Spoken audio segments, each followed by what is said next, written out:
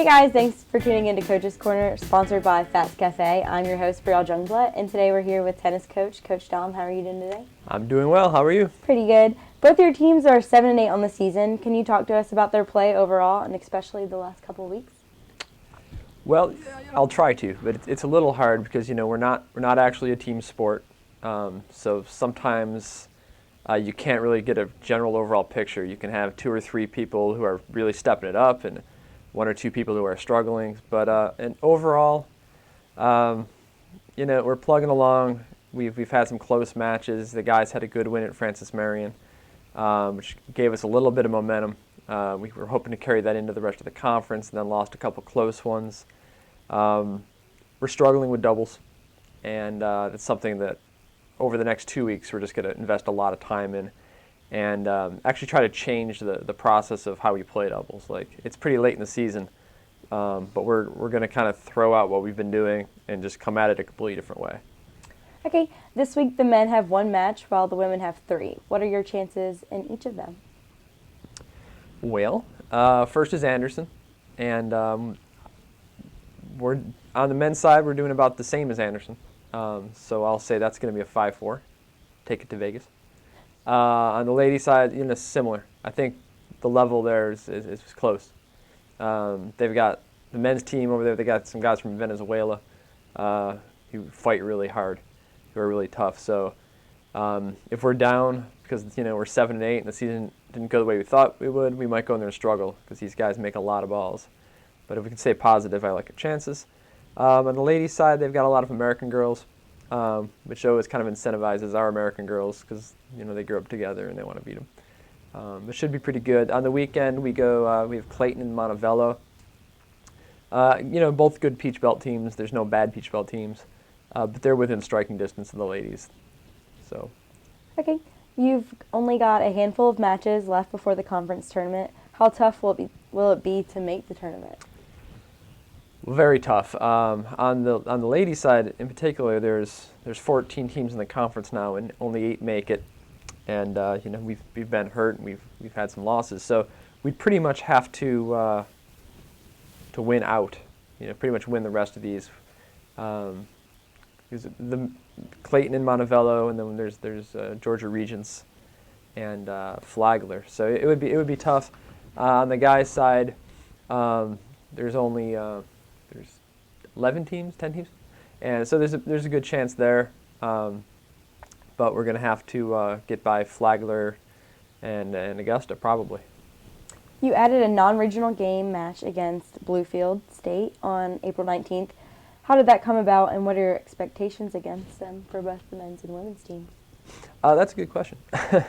Well, when I was putting the schedule together way back, I just anticipated the conference tournament being a week earlier. Then when I actually got the schedule was a week later than usual, so I had this big gap, and I didn't want to have a big gap. So the coach at Bluefield called me up, and I don't even know what state they're from, but I'm like, you want to play and you're coming to us? Great, let's do it. Then of course we had rain and all this crazy weather. Now all these matches are pushed into these weeks that I had open. So now there's really no good reason to play them other than the fact that they're on the schedule, and I don't want to just call them because we don't need it anymore. Yeah. But that's how that came about. Who has surprised you the most on each side in individual play, and what have they done to surprise you? Tough question. Yeah, 4-parters too. Let's see, who has surprised me in a good way? Let's do a good way. Okay, good idea. On the guy's side, Andy Quirk, he came here after 1 year at Wisconsin, had a really good year. Then his second year here, his junior year, he kind of struggled a bit. It kind of looked like he was a little sick of tennis, frankly, through the whole year. And he's had kind of a resurgence this year. He's playing great, and he's not just winning matches. He's actually destroying people, and he seems happy again. So it's been great to see him kind of finish strong. Right. Maybe he sees the exit now. He's enjoying it more instead of being like entrenched in the middle of this career that seems endless.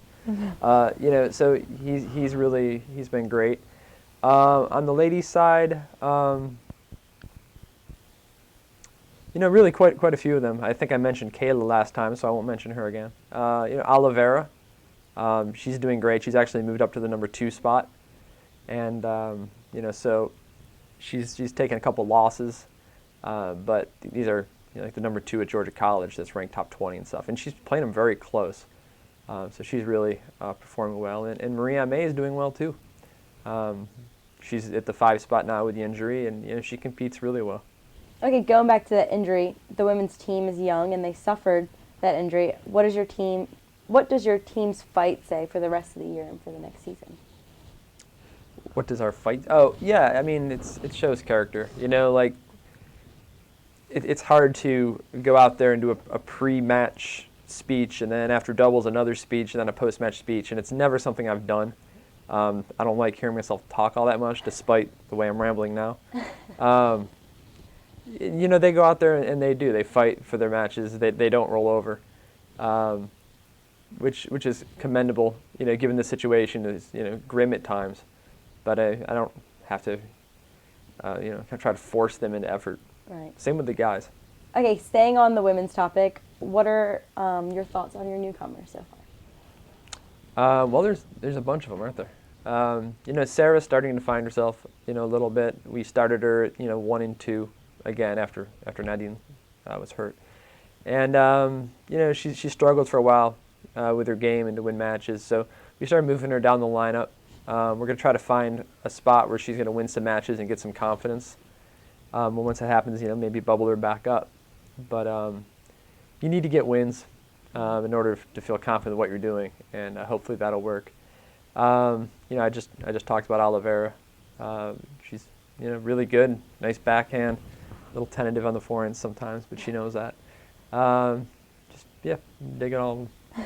Okay, can either of your teams make the regional tournament? If so, what will need to happen other than winning? Well, winning. We need to stay 500, because even if you're ranked 2 in the country, if you don't have a 500 record, you're not eligible. So we have to pay attention to that.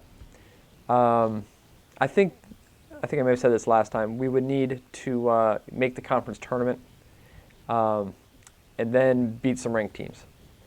So if we were to make the conference tournament, it would be at a lower seed, meaning we would play like a 1 or a 2 seed, which is fine because there's a backdraw. So I think our path to regionals for each team is to stay 500, to make the conference tournament, to lose, and then to win the backdraw. Okay. Can you talk about the seniors on each team and what they've meant to your program? Well, I kind of mentioned Andy. What I didn't mention is he's academically incredibly good student. He is the, hope I get this right, the history department student of the year. Awesome. Yeah, he's applying for the NCAA degree completion award, and I just wrote his recommendation for that, and I hope he gets that. He's been great in that way. Besides the tennis, he was an MVP a couple years ago, and he can play. Ronan has been here for about 4 years. He's been a good doubles guy.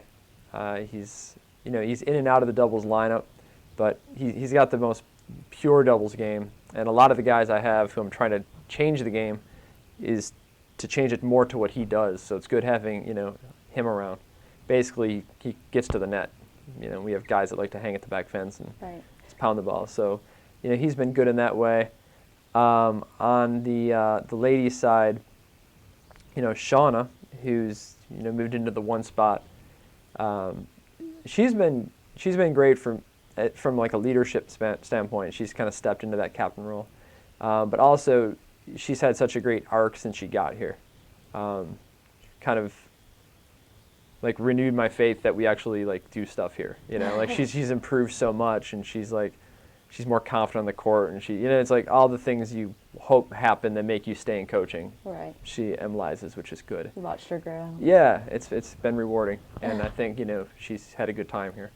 I hope. And then other senior would be Sabrina, who is actually very selfless, and in the fall, when it looked like we had a gaggle of players, and she was a senior and she wasn't going to start. I talked to her and I'm like, maybe it doesn't make sense to come to practice every day if you're not going to play. And she's like, I get it. And she got a job. And then I lost 2 in the fall, and then there was an injury, and I called her back. And, she could have pretty easily, told me to hit the road. Right. But she was great. She came back, didn't try to negotiate a big package or anything, and she's helping us, and she's actually playing great, and I hope she's having fun. That's awesome. She's I'm done glad that. she came back. Me too. Okay, for a fun question, I guess. Can you give us some insight on the team in general and what it's like traveling with them on road trips?